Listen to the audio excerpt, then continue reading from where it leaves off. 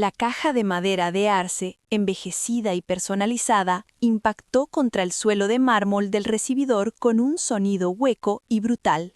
No era solo la madera, era el eco de 8 años de mi vida comprimido en ese golpe seco y definitivo. Me quedé paralizada en el umbral de lo que había sido mi hogar, observando cómo Teresa, mi suegra, se apoyaba en el marco de la puerta de caoba, vestida con su habitual traje de seda gris, con esa expresión de superioridad que siempre lograba que el aire de la casa se sintiera 10 grados más frío.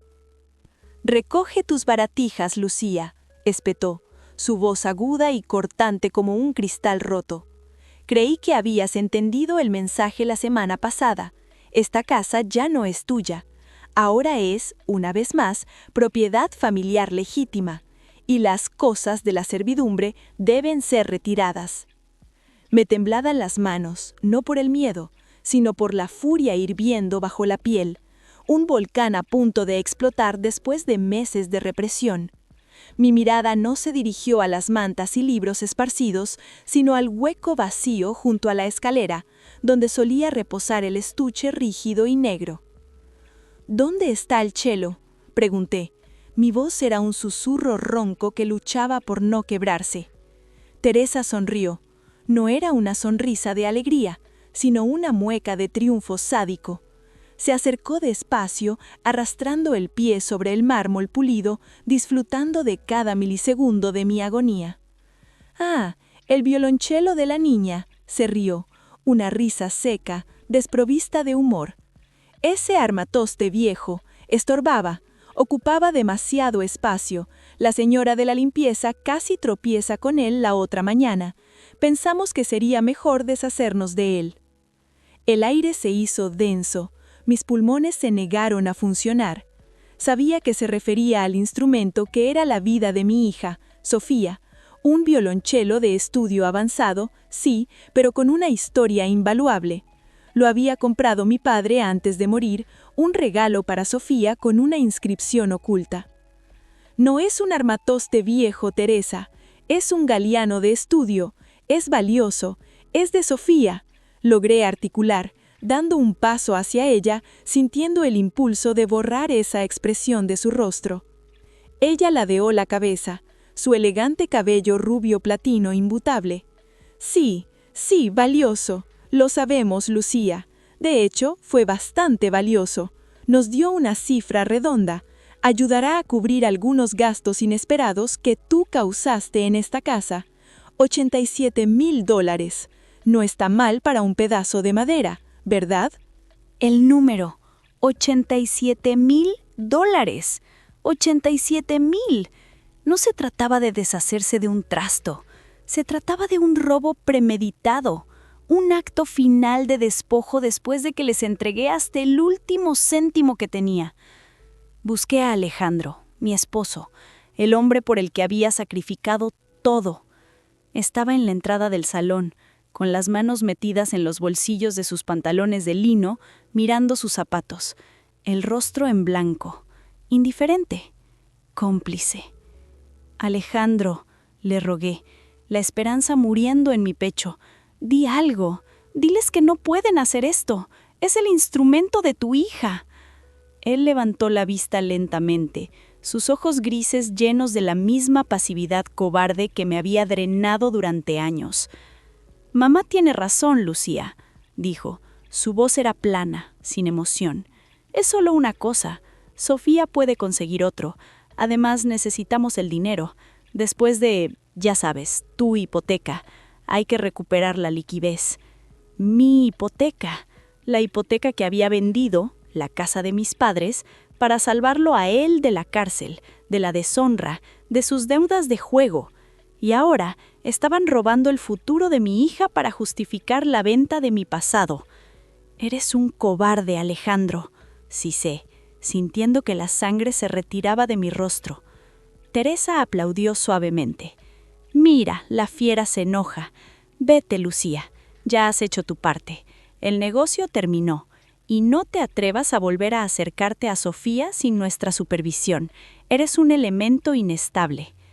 En ese momento, mirando el mármol frío, el silencio de Alejandro y el brillo cruel en los ojos de Teresa, entendí que no me estaban echando de una casa, me estaban erradicando de la historia. Pero también supe algo crucial. La Lucía que vendió su alma por ellos acababa de morir, y la que renacería cobraría cada céntimo, empezando por esos $87,000. Para entender la magnitud del robo del violonchelo, hay que comprender el tamaño del sacrificio que había hecho para tener el dudoso privilegio de estar parada en ese recibidor en primer lugar. 8 años antes, cuando conocí a Alejandro, él era el epítome del chico de oro. Elegante, encantador, heredero aparente de un negocio familiar de importación de vinos.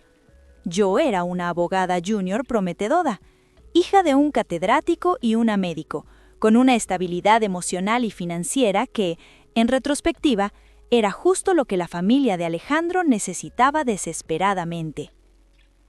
Teresa nunca me quiso.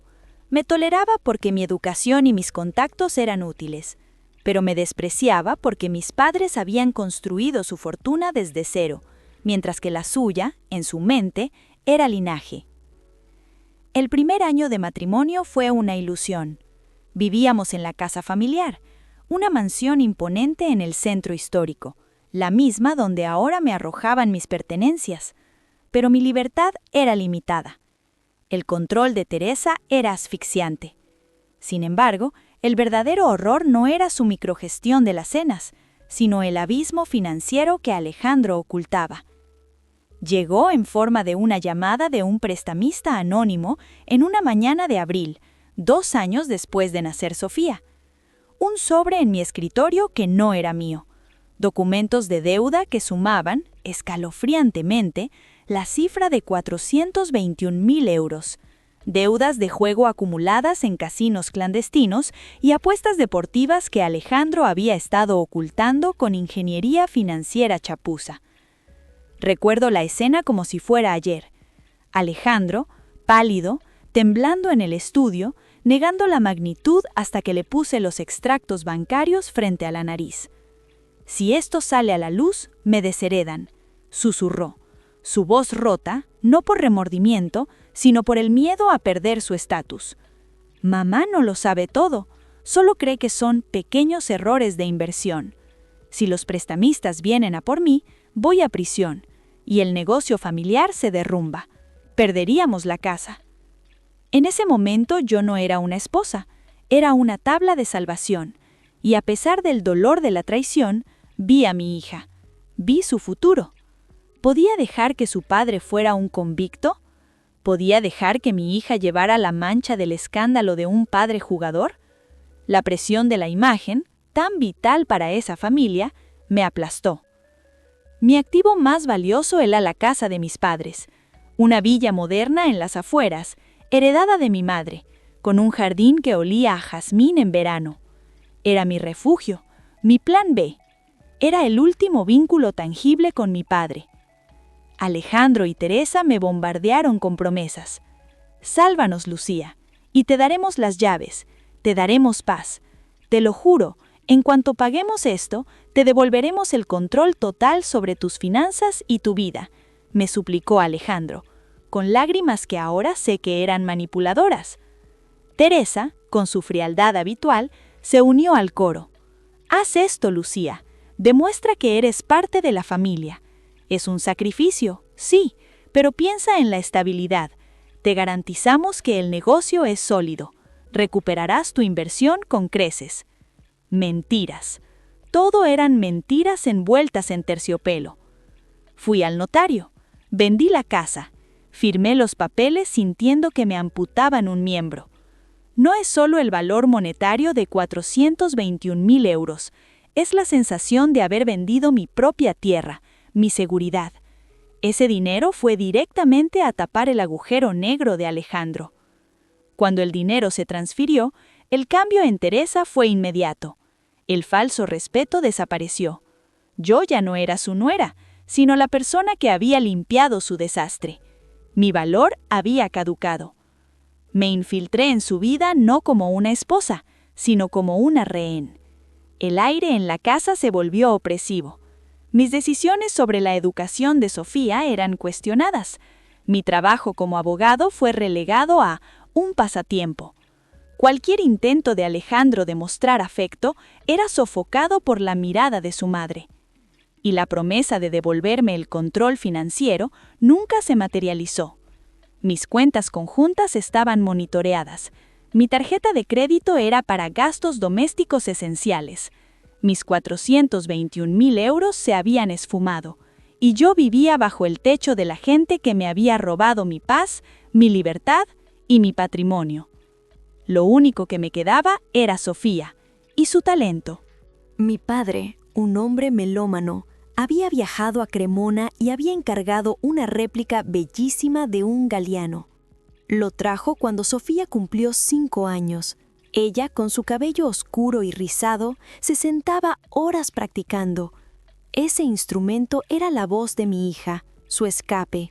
Era el único objeto en esa casa que no estaba manchado por el cinismo y la deuda. Era la prueba tangible del amor de mi padre. Y ahora, tras el enésimo colapso de las finanzas familiares debido a errores de inversión de Alejandro, que eran por supuesto más apuestas secretas, Teresa había encontrado la manera de compensar las pérdidas, robar lo último que era mío y de mi hija. Volví a la realidad en el recibidor. Las lágrimas que no derramé al vender mi casa amenazaron con inundarme ahora, no por el dinero, sino por la absoluta falta de límites. Vendí mi hogar. Ellos robaron el instrumento de mi hija. El ciclo de humillación era completo. Me agaché lentamente, recogiendo un libro de poesía que Teresa había tirado. Mi mente ya no estaba en el dolor, estaba en la estrategia. Esa noche dormí en un hotel barato, con el estómago revuelto y la sensación pegajosa de haber tocado fondo. Pero en el fondo, en ese lugar oscuro donde habita la resiliencia, había una calma aterradora. Ya no tenía nada que perder. Me habían despojado de todo excepto de mi mente y mi entrenamiento legal. Mi prioridad era Sofía. Logré una videollamada corta. Estaba triste. «Mamá, la abuela dice que el bicharraco se ha ido de viaje. ¿Cuándo vuelve mi chelo?» Le mentí. Le dije que estaba en el taller para una reparación especial. Su tristeza reforzó mi determinación. Teresa había cruzado la línea al dañar a mi hija. Al día siguiente regresé a la mansión, no para suplicar, sino para actuar. Usé la máscara que me había puesto durante años, la nuera sumisa y lamentable. Llamé a la puerta. Teresa me abrió con fastidio. «¿Qué quieres ahora, Lucía? Ya hemos hablado. Esto es un allanamiento». «Solo vengo por mis últimas cosas, Teresa», dije, bajando la vista, interpretando el papel de la víctima quebrantada. «Y para disculparme, entiendo que las tensiones han sido altas. No debía hablarte así». Esa sumisión la desarmó. Le encantaba verme arrastrada. «Bien», resopló, «al menos tienes la decencia de reconocer tu lugar. Tienes 20 minutos. Alejandro no está». Ese era el dato crucial. Alejandro, mi traidor silencioso, había ido a una reunión de negocios fingida. Entré. Fui directamente al pequeño estudio que usaban para revisar la correspondencia y los libros de cuentas menores. La cerradura era fácil para mis dedos expertos. Sabía dónde guardaban la llave de repuesto. Mi objetivo era encontrar la prueba de la venta del violonchelo. Un instrumento de ese calibre no se vende en el mercado negro, se vende a través de una casa de subastas de arte fino en Ginebra. La casa Renard. Fechado 2 semanas antes. El objeto consignado: violonchelo de estudio, estilo Galliano, siglo XX. El vendedor: Inversiones Ruiz y Asociados, la tapadera legal que usaban para las apuestas de Alejandro. Precio de reserva: $75.000. El segundo documento era la factura de venta final. El violonchelo se vendió en una venta privada rápida a un coleccionista estadounidense. Precio de venta: $87.350. El tercer documento era una transferencia bancaria. Monto total, menos la comisión de Renard: $87.350 menos $4.367 de comisión, igual $82.983. El destino, una cuenta bancaria privada a nombre de Teresa en una entidad financiera offshore en las Islas Caimán. El golpe fue doble, el robo y el fraude fiscal implícito. No era solo avaricia, era malicia pura. Querían asegurarse de que si alguna vez lograba recuperar mi dinero de la casa, no podrían tocar esa nueva fuente de ingresos. Me quedé allí, de pie, en ese estudio, sosteniendo la prueba de su traición con la sensación fría del papel bajo mis dedos. Las palabras de Alejandro resonaron. Mamá tiene razón, es solo una cosa. Él sabía, él lo permitió. Mientras yo me quedaba despierta por las noches preguntándome cómo saldríamos de este desastre familiar, él y su madre estaban vendiendo la herencia de mi hija y depositando el dinero en un paraíso fiscal. Tomé mi teléfono. No hice fotos de los documentos. Eso podría ser rebatido en el juzgado como manipulación de pruebas. En cambio, fotografié meticulosamente el contexto, los documentos sobre el escritorio de Teresa, junto a una factura que probaba la fecha de la venta, asegurando la autenticidad del rastro. Guardé el teléfono y dejé la carpeta exactamente donde la encontré. En ese instante, mi misión cambió. Ya no buscaba la paz, buscaba la justicia más fría y quirúrgica. Salí del estudio, cerré la puerta con cuidado y volví al recibidor. Teresa la apareció, mirando su reloj. ¿Ya terminaste tu obra de teatro, Lucía? Le di una mirada de profunda tristeza, de derrota fingida. Sí, Teresa, ya entendí. Lo siento por todo. Me fui, pero no me fui sola. Llevaba conmigo el arma que los destruiría. La siguiente semana fue el acto de mi vida. Me alojé en un pequeño apartamento que pude alquilar de forma temporal y activé mi red. Mi primer paso fue encontrar al abogado adecuado. Necesitaba a alguien que entendiera el derecho de familia, el fraude fiscal y, crucialmente, el hurto de propiedad privada de un menor, agravado por la confianza. Elegí a Elena Soto, una colega de mi antigua firma, conocida por su ética implacable y su conocimiento del patrimonio familiar. Me senté en su oficina, un lugar de mármol frío y vistas impresionantes, y le conté la historia completa. Empecé con los 421.000 euros, la venta de mi casa, la promesa de estabilidad, la humillación, y terminé con los $87.000 del violonchelo, la cuenta offshore de Teresa y la complicidad de Alejandro. Elena me escuchó sin interrumpir. Cuando terminó, se quitó las gafas y me miró fijamente.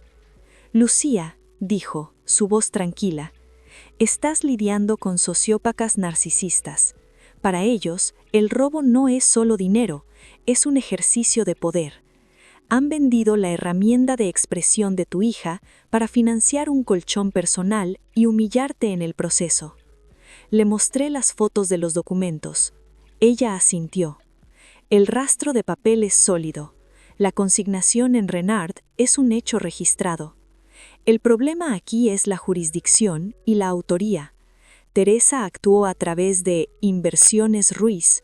Necesitamos probar que ella tomó la decisión de vender una propiedad que, legalmente, por donación paterna, era de tu hija Sofía, y que tú, como madre, no autorizaste esa venta. Mi estrategia legal fue doble. 1. Denuncia por hurto cualificado y apropiación indebida.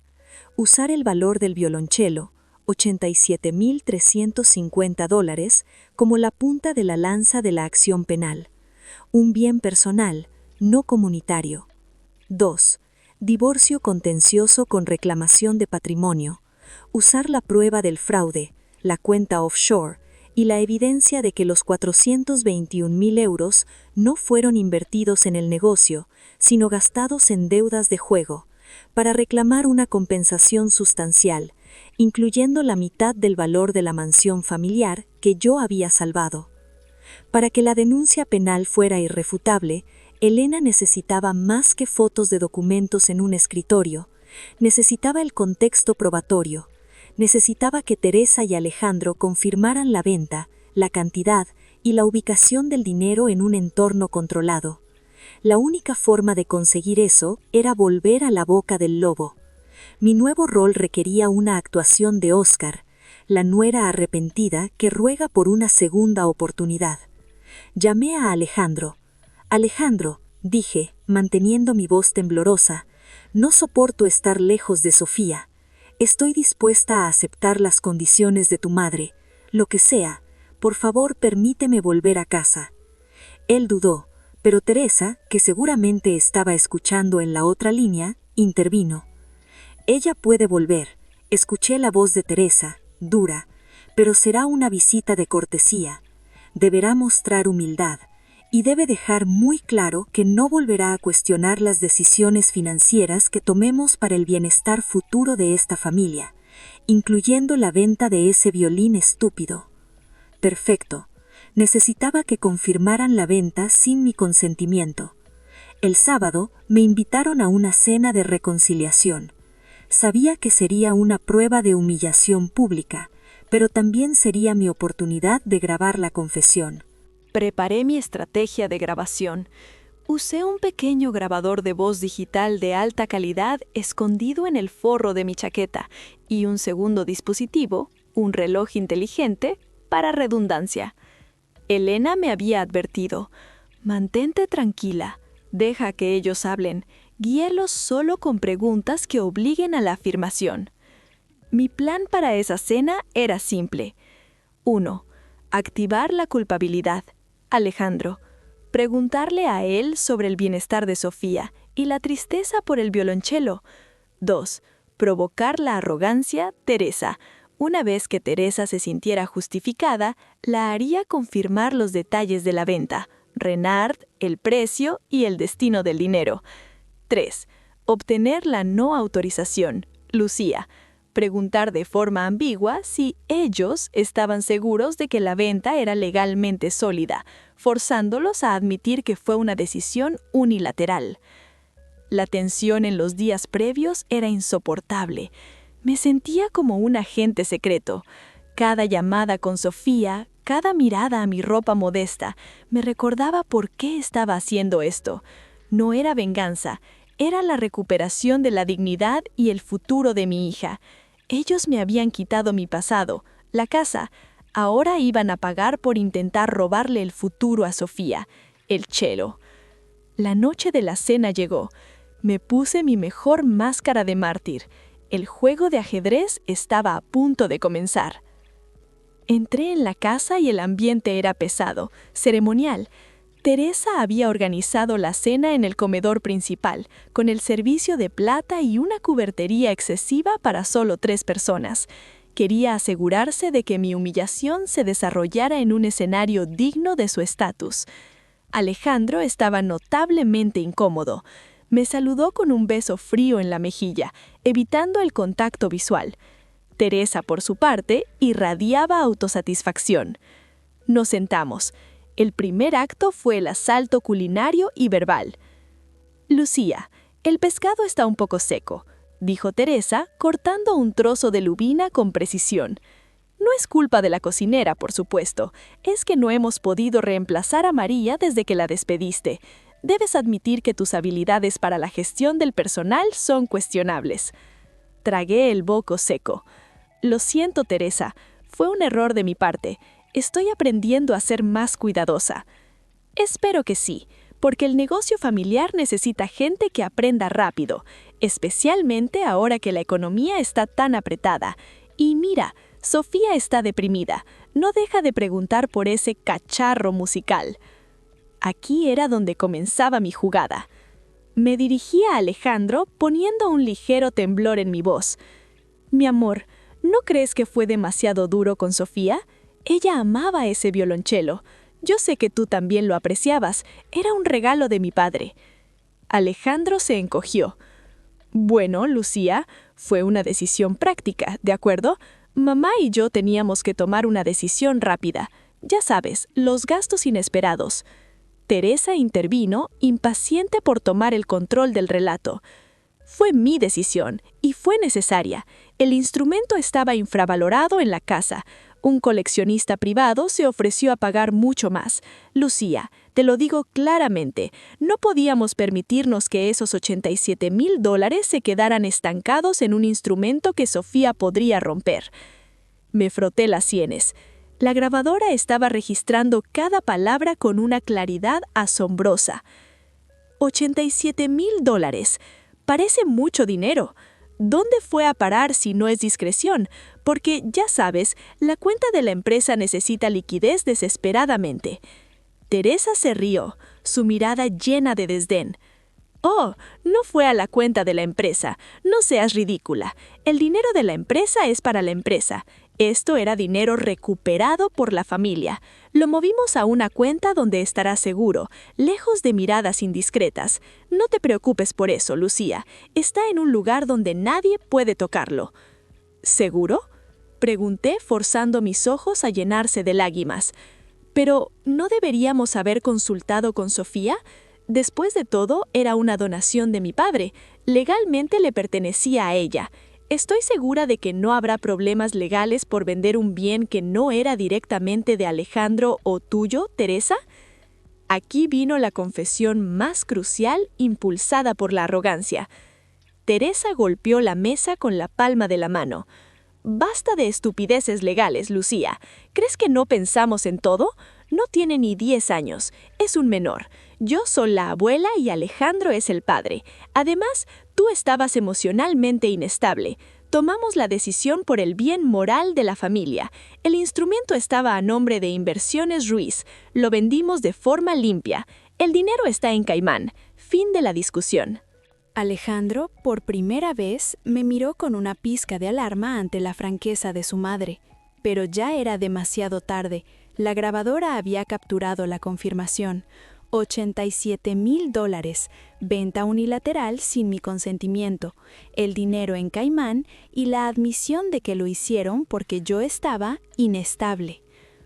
Entiendo, dije, recogiendo mi servilleta con una calma que me costó todo mi autocontrol. Gracias por la aclaración, Teresa. Ahora estoy mucho más tranquila. Me levanté. Tengo que irme. Me siento un poco indispuesta. Teresa sonrió, convencida de que había ganado por completo. Vete. Mañana trae las maletas que quedan y asegúrate de que sean las últimas. Salí de esa mansión sintiendo una libertad que no había conocido en años. Tenía el audio, tenía las fotos, tenía mi caso. Una hora después, ya en mi refugio temporal, envié los archivos de audio encriptados a Elena. Ella respondió casi de inmediato. Elena, esto es oro puro. Tienes la admisión de hurto de propiedad de un menor, la cantidad, el destino del dinero offshore y la confesión de la premeditación. Vamos a proceder. A la mañana siguiente no volví por más maletas. Volví con la ley. El lunes por la mañana, la paz en la casa Ruiz se hizo añicos. El primer golpe fue la notificación del divorcio. Alejandro recibió los papeles de manos de un mensajero judicial.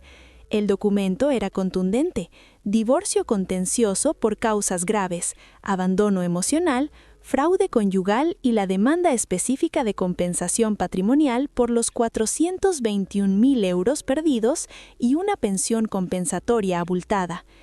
El segundo golpe, simultáneo, fue la acción penal. La policía judicial, activada por la denuncia de Elena Soto, se presentó en la mansión con una orden de registro específica relacionada con la venta de un activo de alto valor sin la documentación de custodia apropiada. Yo no estuve allí, pero Elena me lo narró con una satisfacción profesional palpable. La policía interrogó primero a Alejandro, quien, como era predecible, colapsó bajo presión. Intentó culpar a Teresa diciendo que él solo obedecía las órdenes. Ese testimonio fue inútil legalmente, pero devastador para la relación madre-hijo. Cuando interrogaron a Teresa, ella mantuvo su fachada de frialdad, negando saber sobre la procedencia del instrumento, más allá de que era un trasto viejo que Lucía quería vender. Ahí es donde intervino Elena. Señora Ruiz, tenemos pruebas de la venta del violonchelo Galeano por un monto de $87,350 a través de la Casa Renard a un coleccionista privado. También tenemos pruebas de que el dinero fue depositado en una cuenta offshore a su nombre en las Islas Caimán. Y señora Ruiz, tenemos grabaciones de voz donde usted admite la venta y la justificación del hurto de la propiedad de su nieta. El silencio que siguió fue, según Elena, glorioso. Teresa, la controladora consumada, se quedó sin palabras. La policía mostró las copias de los documentos que yo había fotografiado y luego reprodujo los fragmentos más incriminatorios de la cena. El dinero está en Caimán. Fin de la discusión. La acusación formal fue por hurto agravado y apropiación indebida de un bien de un menor. Aunque el bien en sí era un violonchelo, su valor de $87,000 lo elevaba a un delito grave. Adicionalmente, se notificó al Departamento de Impuestos sobre la existencia de la cuenta offshore no declarada que contenía el producto de la venta. Teresa no fue arrestada ese día. Su abogado logró evitarlo, pero se le exigió la inmediata devolución del capital robado. La cuenta de Caimán fue congelada bajo una orden judicial internacional. La batalla legal duró 9 meses, pero fue esencialmente ganada en el momento en que se presentó la grabación. Alejandro, enfrentando la ruina y la ira de su madre, intentó negociar. Quería el divorcio rápido y tranquilo, a cambio de mantener mi boca cerrada sobre las deudas de juego y el fraude fiscal familiar. Me negué rotundamente. No es negociable, le dije a Alejandro en una videollamada de mediación, manteniendo mi rostro de piedra. Quiero la disolución total de la sociedad de gananciales, que se me devuelvan mis 421,000 euros con intereses por daño moral y la transferencia inmediata de los $87,350 de la venta del violonchelo a una cuenta de fideicomiso para Sofía. Alejandro argumentó que 421,000 euros era una cantidad exorbitante. Pero Lucía, tú los usaste para salvarme a mí y al negocio. Eso fue amor, no una inversión. Fue un préstamo forzado bajo coacción emocional que te permitió seguir jugando y a tu madre seguir controlando mi vida. Ese dinero restauró tu patrimonio. Ahora yo reclamo mi parte. Finalmente, la familia Ruiz, incapaz de soportar el escándalo público y la auditoría fiscal inminente sobre la cuenta offshore, cedió. El miedo a perderlo todo superó su arrogancia. Los términos finales del acuerdo fueron draconianos y justos. Divorcio efectivo. Inmediato. Reparación patrimonial de Lucía. Recibí el pago total de los 421,000 euros, más una compensación adicional por daño moral. Restitución del hurto del chelo. Los $87,350 fueron transferidos a un fondo fiduciario para Sofía, administrado por mí, con la estipulación de que ese dinero debe ser usado exclusivamente para su educación musical, incluyendo un nuevo instrumento superior. Propiedad emocional. Obtuve la custodia exclusiva de Sofía, con visitas estrictamente supervisadas de Alejandro, quien no podía verla sin un tercero presente, dada su inestabilidad. El golpe final fue ver a Teresa en la sala del tribunal, obligada a firmar los cheques. Su rostro era una máscara de rabia contenida.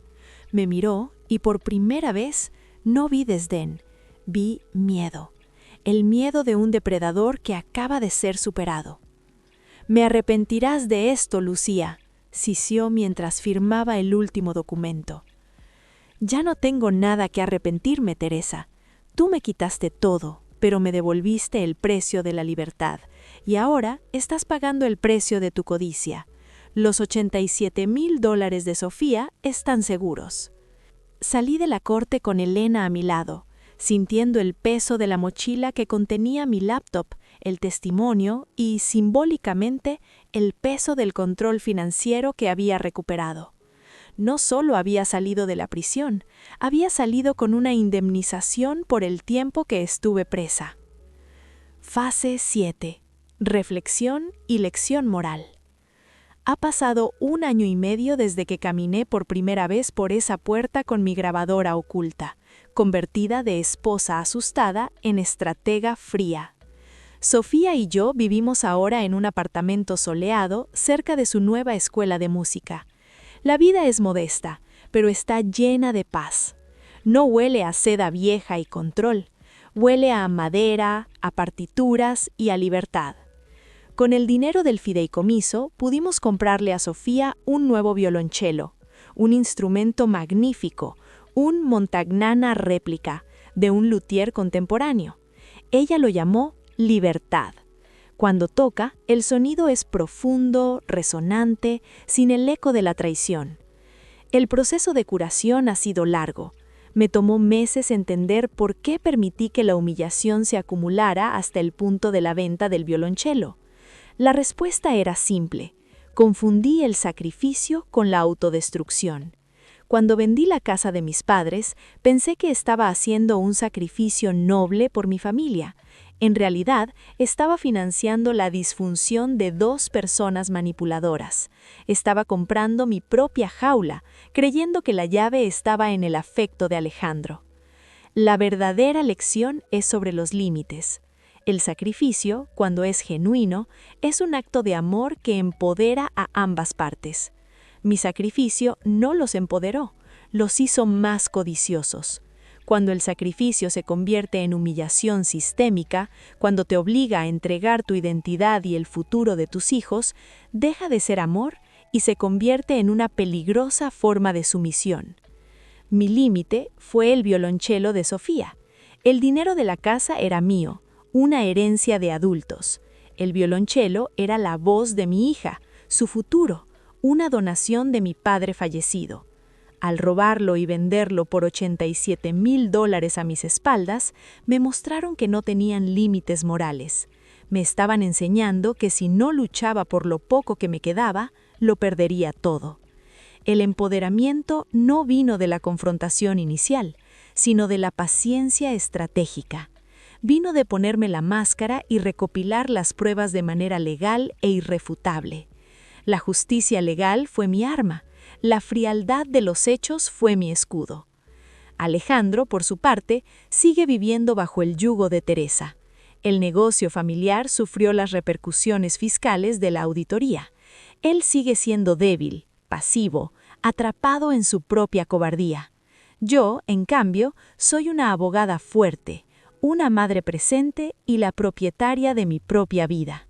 A las mujeres que me escuchan y sienten que están en una situación similar, si has sacrificado hasta el último céntimo de tu patrimonio, si tu pareja te ha traicionado reiteradamente, si tu suegra usa el control financiero para humillarte, ponte tus límites. El amor y el respeto son la base. Si tienes que vender tu alma o el futuro de tus hijos para mantener la paz, no es paz, es tiranía. Cuando te roben lo último, asegúrate de que dejen un rastro, porque ese rastro, esa pequeña vulnerabilidad que dejan los arrogantes, es la herramienta que te devolverá tu libertad. No se trata de venganza, sino de retribución. Se trata de enseñarle al mundo y a ti misma que tu dignidad no tiene precio, pero si la intentan comprar o robar, debes asegurarte de que paguen la factura completa con intereses. Y por los $87,000 que robaron y escondieron en el paraíso fiscal, Sofía tiene un violonchelo,